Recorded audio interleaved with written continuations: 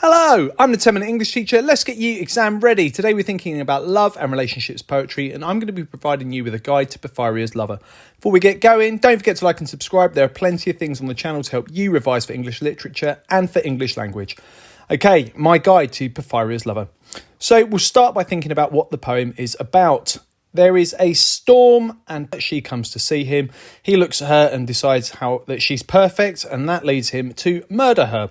And then he sits up all night with her body and no regrets, as you do. If I'm in the exam, this is how I'm going to start, with a paragraph linking the named poem and the poem that I'm choosing to the theme of the question in the exam. If I'm writing about Porphyrias Lover, this is what I might say.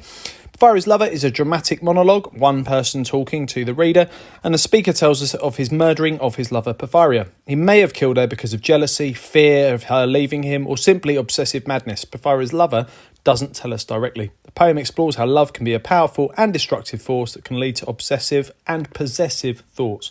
Once I've done that, I'm going to talk about the structure. So the structure of the poem, that's what I write about in my second paragraph. The poem is a dramatic monologue, and the single stanza structure makes Porphyria's murder even more distressing and reflects the idea that there was no pause before or remorse following it from Porphyria's lover. The use of the ABBA rhyme scheme and the use of iambic tetrameter is used to create tension and reflect the manic behaviour of the speaker. Once I've done that, I'm going to start analysing the poem's quotes, and I'm going to share some with you now. So, quotes to know. You don't need to know a million of them. You don't need to know every single line. You're only going to be writing about 3 or 4 in the exam. You've got 45 minutes to be writing about 2 poems, so you only really need 3 or 4. These are the ones I'd be using, and I'm going to tell you what I say about them.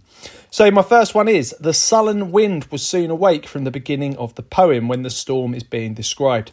So we can say that this imagery provides a contrast to Porphyria, and this makes her death even more tragic. We can also talk about the idea that this could be a metaphor for his violent thoughts awakening, and they're uncontrollable perhaps, like the wind. You can't stop the wind, and neither can he stop the thoughts he's having perhaps. And then we've got, and strangled her, no pain felt she. So we've got the use of caesura here, and that's arresting, but the metre keeps the monologue flowing. He shows no remorse or empathy and justifies her murder here.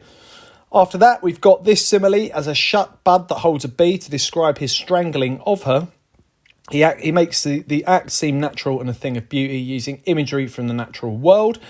As well as that, the bee in this simile could symbolise the fears of being stung and therefore betrayed by her. We can also talk about the idea that bees feed off flowers. This simile could reflect the idea that she was using him, perhaps. And at the end of the poem, the very last line, and yet God has not said a word. The final line of the poem is distressing. It's like a taunt to the reader, and Porphyria's lover is boastful and feels no regret.